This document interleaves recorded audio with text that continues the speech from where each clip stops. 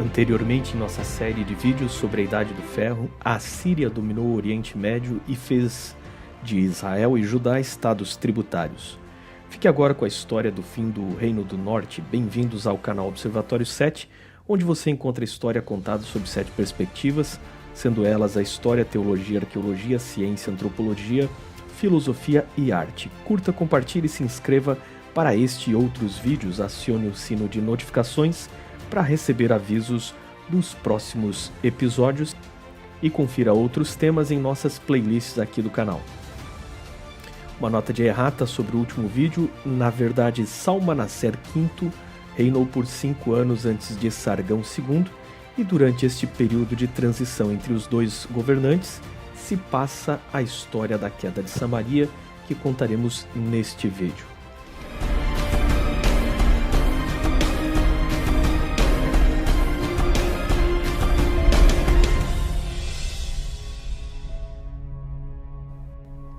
Segundo o pacto feito entre Deus e Israel, prescrito em Levíticos e Deuteronômio, Israel havia traído sua relação com Deus, acarretando em juízos crescentes que culminariam com a deportação e escravidão para fora da sua própria terra, devolvendo-os para o estado de onde Deus os havia tirado antes da aliança no Sinai. Os últimos reis de Israel foram uma vergonha tão grande que o profeta Oséias, falando em nome de Deus, os define como reis ilegítimos e usurpadores. Abre aspas, eles estabeleceram reis, mas não da minha parte, constituíram príncipes, mas eu não o soube. Da sua prata e do seu ouro fizeram ídolos para si, para serem destruídos. Fecha aspas, Oséias 8:4. Pouco depois de 727 a.C., o último rei de Israel, igualmente chamado Oséias, não suportou os tributos cobrados pelos assírios, se aliou a uma coalizão rebelde que contava com a promessa de ajuda do Egito. Isso tudo ocorria durante a fraca e confusa 23ª dinastia do Egito, um período de vários governantes reinando ao mesmo tempo em locais diferentes do Egito. Acredita-se que o governante do Egito mencionado na Bíblia como So seria o mesmo mencionado nas crônicas do rei Sargão da Síria como Sibnu, chamado de o Tartã do Egito. A arqueologia tem peças no Museu de Berlim de um rei passageiro do Egito chamado Sibnu. Mas, na sequência, o Egito foi invadido pelos cuxitas, que estabeleceram os chamados faraós negros da Núbia. O socorro do Egito nunca viria porque o Egito tinha os seus próprios problemas. Sabendo da conspiração, Salmanaser V da Síria enviou uma expedição punitiva, em especial contra Samaria. Foi um longo, cruel e cansativo cerco de 3 anos, esgotando as forças do povo dentro de Samaria até que a cidade caiu. Salmanaser V disse ter iniciado o cerco, mas a Bíblia não diz o nome do rei que a tomou. As crônicas babilônias reivindicam o feito ao seu sucessor no trono, Sargão II, que assumiu depois da queda de Samaria em 722 a.C. Provavelmente ele era o general das tropas assírias e assumiu o trono logo depois. Os assírios deportaram a população de Samaria para países estrangeiros, fazendo outros povos listados em 1 Reis 17 morarem na região de Samaria, sendo principalmente babilônios e sírios. A mistura religiosa e étnica resultou na formação dos samaritanos. Então, onde estão as 10 tribos perdidas de Israel que foram deportadas? A primeira leva do Reino do Norte foi transportada por Tiglat-Pileser III. Alguns anos depois, em 722, Samaria foi arrasada e o Reino do Norte chegou ao fim. Outras levas ocorreram décadas depois no Reino do Sul, levando cativos para a Babilônia pelos caldeus, e finalmente, depois do Reino de Judá retornar a Jerusalém, foram novamente dispersos no que é chamado de diáspora, no ano 70 d.C., pelos romanos. Fora isso, cita-se também que os judeus eram extraordinários comerciantes e já tinham comunidades por todo o mundo muito antes do nascimento de Cristo. Veja que Paulo, por exemplo, quando viajava pela Ásia e pela Europa, iniciava seu trabalho pregando aos judeus e depois aos gentios. Isso antes da destruição de Jerusalém, o que prova que a presença judaica já estava espalhada pelo mundo desde a Era Clássica, ou seja, nem toda a comunidade judaica pelo mundo é necessariamente descendente de cativos, mas muitos judeus que encontraremos pelo mundo descendem também das tribos do sul e de sua diáspora pelo mundo. Além do paradeiro das 10 tribos, a questão judaica, ou a existência de um povo descendente do reino de Judá sem uma pátria, foi um problema decorrente ao longo de toda a história antiga, desde a diáspora até a formação do moderno Estado de Israel.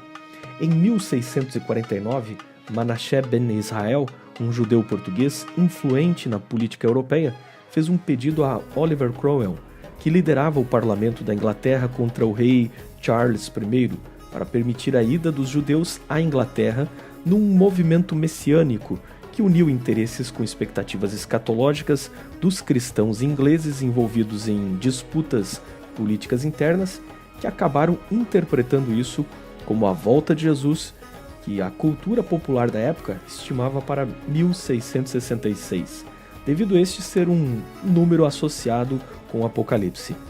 Judeus queriam uma terra livre para morar e cristãos acreditavam que um reino terrestre viria para substituir o indesejado reino do rei Charles I. Os elementos sociais estavam prontos e foram alimentados com um entendimento parcial das profecias, resultando em expectativas erradas. Foi então que Manasseh ben Israel publicou a ideia de que os povos do Novo Mundo poderiam ser as tribos perdidas. A ideia fomentou, pois a descoberta da América e sua população nativa parecia inexplicável. Nada se sabia de onde vieram os índios e para quem só conhecia a lista das nações descritas por Moisés, os nativos americanos precisavam ter vindo de algum lugar, portanto parecia muito lógico serem as misteriosas tribos perdidas. A tese foi amplamente abraçada por missionários britânicos que queriam converter os povos nativos e abrir caminho entre o preconceito que existia para com estes. A teoria foi sendo popularizada até o século XIX e quando surgiu o Livro de Mórmon nos Estados Unidos, a Igreja de Jesus Cristo dos Santos dos Últimos Dias, os Mormons, expandiram a ideia que, de acordo com o livro do seu profeta Joseph Smith, um grupo de judeus migrou para o Novo Mundo antes da destruição de Jerusalém, formando uma civilização antiga. A suposta civilização defendida pelos Mormons nunca recebeu qualquer evidência arqueológica e em 722 a.C., quando as 10 tribos foram dispersas, já havia séculos de civilizações e tribos nativas em todas as Américas, inclusive a cultura maia em crescimento. Ou seja, americanos nativos já existiam muito antes de existir um reino de Israel, e há provas arqueológicas irrefutáveis para isso. Só para ter uma ideia, em 722 a.C., quando as 10 tribos foram deportadas, elas eram uma cultura da Idade do Ferro, que possuía ferramentas de metal e escrita muito bem desenvolvida, enquanto os americanos, achados na época de Colombo, quase 1000 anos depois, ainda viviam na Idade da Pedra e a única escrita era hieroglifos sem relação com as letras do alfabeto semítico. A diferença tecnológica é tão grande que prova que a separação entre povos do Velho e Novo Mundo foi ainda na pré-história, antes da popularização e domínio dos metais, e nunca mais ocorreu em grande escala de migração até a chegada de Colombo. Mas teorias sobre os indígenas não eram exclusividade dos Mormons. Aliás, muitos evangélicos ainda propagam, embora não tenham qualquer apoio da Academia Teológica Evangélica. Trata-se de um fenômeno de lenda urbana.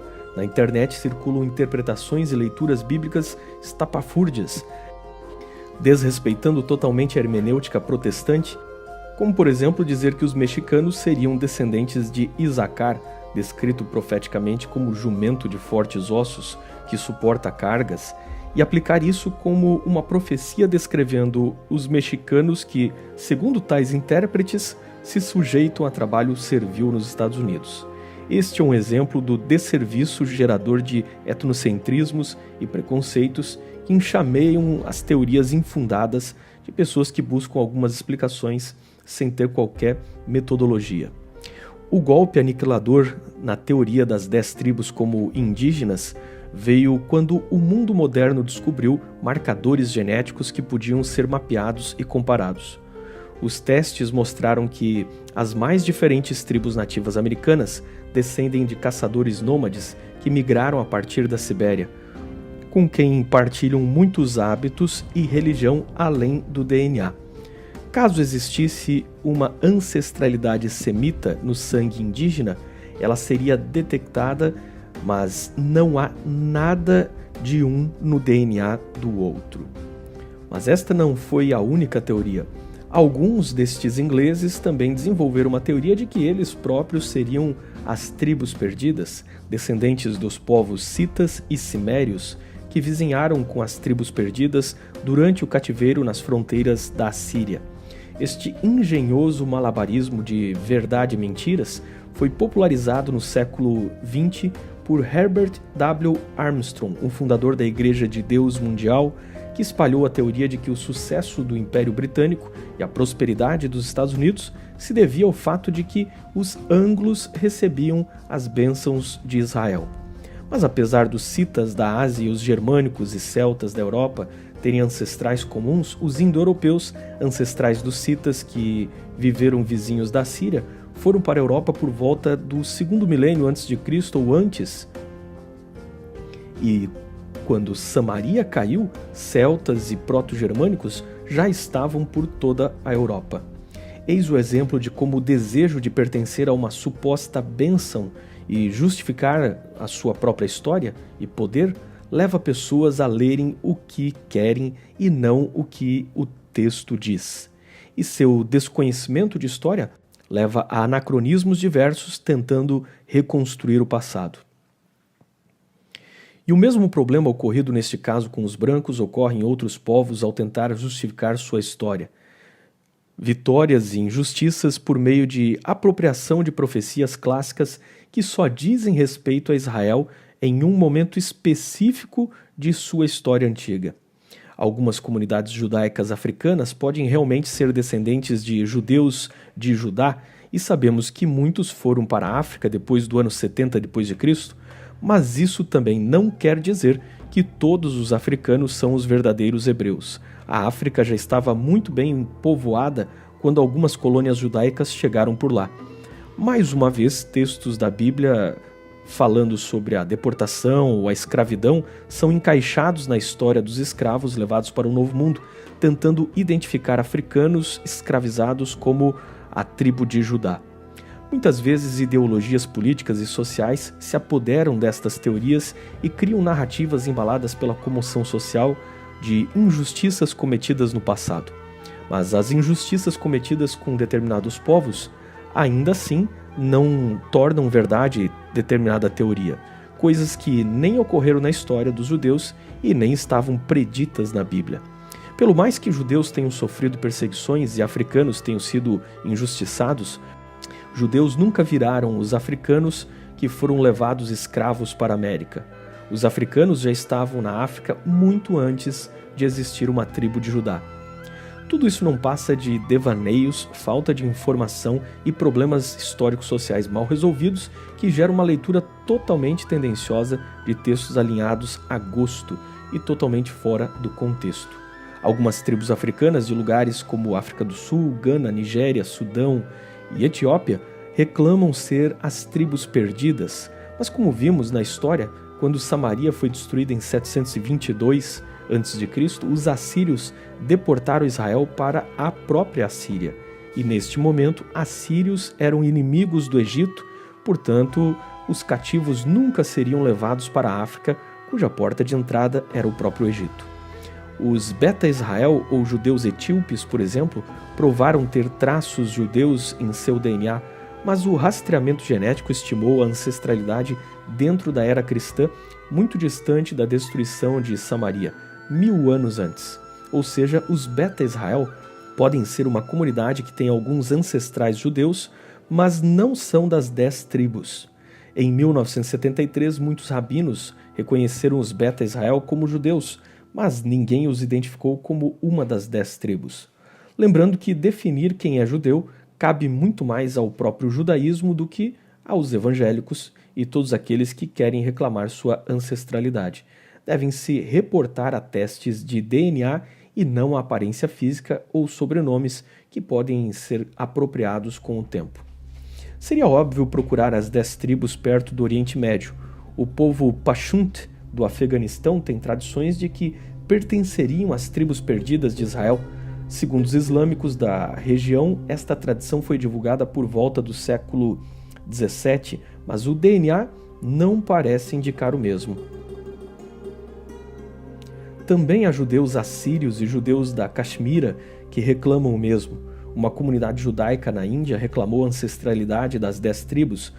Os Bnei Menashe, que dizem descender de Manassés, e inclusive foram aceitos em Israel com vistos de entrada e reconhecidos por alguns rabinos em meados de 2005. Mas também existe a comunidade de judeus Keifeng, na China, de origem completamente enigmática, e não poucos já teorizaram a origem dos japoneses em uma das tribos perdidas. Onde quer que alguns missionários encontraram povos que não podiam explicar, ou colônias de judeus, apelavam à teoria das 10 tribos, isso inclusive com respeito aos maores da Oceania. O problema dessas teorias é a falta de fundamento histórico e genético. O Japão, por exemplo, em 722 a.C., estava sendo colonizado, mas o DNA mostra muito mais relação com tribos da Mongólia e do Tibete e absolutamente nenhuma relação com israelitas. Templos, ritos religiosos e nomes divinos entre povos como Japão, nativos americanos e africanos são apontados como evidências, mas num estudo sério isso não representa prova e podemos ver semelhanças religiosas nos mais diferentes povos do mundo. Inclusive temos uma playlist de vídeos aqui no canal que explica que isso vem da tradição pré-histórica e não das 10 tribos. Veja também o vídeo sobre os descendentes de Abraão, onde tratamos sobre a descoberta genética a respeito das linhagens de árabes e judeus que derrubam a hipótese da origem dos judeus loiros como provenientes do povo Khazar, converso na Idade Média. Os israelitas deportados não eram praticantes da religião judaica, e sim, em sua maioria, idólatras.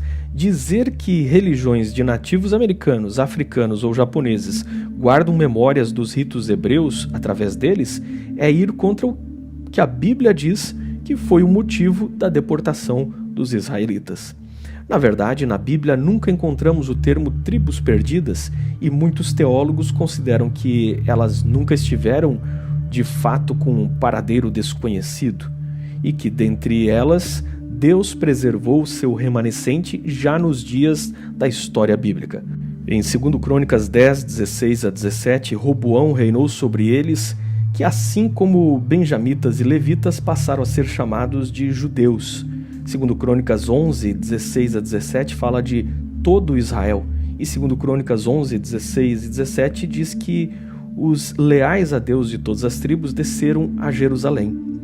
Também em 2 Crônicas 15, 9 e 24, 5, fala de novas migrações do norte para Judá nos dias dos reis Asa e Ezequias, de forma que o reino do norte era tão corrupto que, progressivamente, os fiéis a Deus iam migrando para o sul. Outras migrações do norte para o sul são mencionadas em 2 Crônicas 30, 10 e verso 18, além de 34, verso 6. Aliás, o capítulo 34 conta a história da reforma do rei Josias, que se passa depois da queda de Samaria e do exílio das 10 tribos, e aqui vemos tribos do norte, parte das chamadas tribos perdidas, cujo remanescente está adorando e vivendo entre os judeus do sul. Abre aspas, foram a Ilquias, sumo sacerdote, e entregaram o dinheiro que se tinha trazido à casa de Deus e que os levitas, guardas da porta, tinham ajuntado, dinheiro provindo das mãos de Manassés, de Efraim e de todo o resto de Israel, como também de todo Judá e Benjamim, e dos habitantes de Jerusalém. Fecha aspas, 2 Crônicas 34, 9. Esdras 2 conta sobre o retorno ao reino de Judá, mas logo depois de citar Judá, generaliza o povo como todo Israel, expressão sempre usada na Bíblia para o conjunto das tribos e que ele repete no verso 70. Aparentemente, ele está dizendo que quando os persas os libertaram, cativos das 10 tribos reconheceram o sinal e voltaram junto com eles para Jerusalém, formando todo o Israel. A expressão todo Israel volta a ser usada diversas vezes, até que no final do livro, Esdras fala dos filhos de Israel que mandaram embora suas esposas hititas. Os heteus eram da atual região da Turquia e Síria e foram dispersos pelos assírios entre os sírios, e este foi o destino para onde Tiglat-Pileser III enviou muitos deles, sinal que destes, muitos pertencentes às tribos do norte voltaram para Jerusalém quando os judeus regressaram da Babilônia. O livro de Neemias continua a mesma ideia, e no capítulo 6 fala não de Judá, mas dos filhos de Israel que tinham voltado do exílio, e em 11:20 do restante de Israel em todas as cidades de Judá. A resposta sobre o paradeiro das 10 tribos é, na verdade, mais simples do que se imagina. Reis e Crônicas insistem que eles foram deportados não para a África, não para a Europa ou extremo oriente da Ásia, mas para regiões que iam desde Síria até os limites da Assíria, com a terra dos Medos. Segundo Reis 17 não deixa dúvidas de seu destino, estavam na Síria até os dias que, segundo Reis, foi escrito logo após a queda de Jerusalém. Este território foi depois conquistado pelos babilônios, persas, gregos, romanos, partas, turcos, islâmicos e diversos povos passaram por ali. Quem não voltou para Jerusalém como judeu foi absorvido ou se manteve em pequenos povoados no território da atual Síria, Iraque e Irã. Mas o remanescente que Deus preservou, este voltou. Veja o caso citado em Lucas 2, verso 36, onde temos a profetisa Ana, que é descrita como da tribo de Azer. Como seria da tribo de Azer se esta é uma das supostas tribos perdidas? 700 anos depois da queda do Reino do Norte, Ana podia traçar sua linhagem até uma das 10 tribos, porque elas nunca estiveram perdidas. Veja Jesus citando sua missão entre os judeus de seus dias e enviando seus apóstolos, abre aspas, a estes 12 enviou Jesus, dando-lhes as seguintes instruções: não tomeis rumo aos gentios, nem entrareis em cidades de samaritanos, mas, de preferência, procurai as ovelhas perdidas da casa de Israel. Fecha aspas, Mateus 10, 5 a 6. Eles estão perdidos em seus pecados e não no seu paradeiro. O que ocorre é que eles foram deportados, um remanescente se salvou, alguns se converteram e voltaram unindo-se aos judeus que tinham preservado o sacerdócio. E os demais desapareceram completamente como etnia, absorvidos culturalmente, misturados etnicamente e hoje indistinguíveis. Mas e o que dizer sobre todas as profecias sobre a reunião das 12 tribos na era messiânica? Todo o Novo Testamento trabalha com o conceito de todo Israel, como em Atos 2:22, quando Pedro se dirige à multidão como sendo toda a casa de Israel.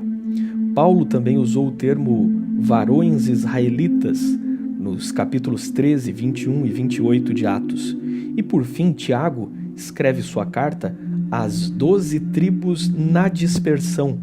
Tiago 1, verso 1, público converso ao cristianismo, que sem nenhuma dúvida não eram as tribos deportadas na destruição de Samaria. Óbvio que Tiago está associando Israel com a igreja, mostrando que as 12 tribos são a igreja, o novo Israel. Isso quer dizer que os apóstolos não só entenderam que a igreja era o novo Israel, mas que na segunda vinda do Messias, a reunião dos salvos seria o cumprimento da reunião das 12 tribos no reino messiânico. Pedro aplica as promessas e termos de Israel à igreja quando diz, abre aspas, vós, porém, sois raça eleita, sacerdócio real, nação santa, povo de propriedade exclusiva de Deus, a fim de proclamardes as virtudes daquele que vos chamou das trevas para a sua maravilhosa luz. Fecha aspas, 1 Pedro 2,9. O Apocalipse fala da Nova Jerusalém e de suas portas para as 12 tribos, além de descrever o novo céu e nova terra com a mesma linguagem do profeta Isaías, para uma era restaurada de paz, tanto para os povos quanto para a natureza. Toda a teologia de Romanos 9 a 11 não faz qualquer sentido se não entendemos que Paulo está falando de seu amor por Israel étnico, o seu próprio povo de origem, e argumentando que os ramos bravos, aqueles que não aceitaram a ressurreição de Cristo, foram cortados da oliveira, e os gentios, os ramos enxertados, não deveriam se gloriar sobre o Israel. Mas toda esta ilustração se perde quando se deixa de ver que há uma única árvore onde ambos os ramos estão, e que Romanos está justamente argumentando que em Cristo não há nem judeu nem grego, e que o Israel e a igreja gentílica seriam reunidos neste mesmo tronco, nesta mesma árvore. Dizer que há dois eleitos de Deus, o Israel nação e a igreja, é negar este tronco que justamente une Israel e a igreja. Em Cristo, todos estamos reunidos, gentios e judeus sem qualquer diferença, e desta forma, espiritualmente, cada um de nós é de uma das 12 tribos, na promessa feita a Abraão de que através dele seriam benditas todas as nações da terra.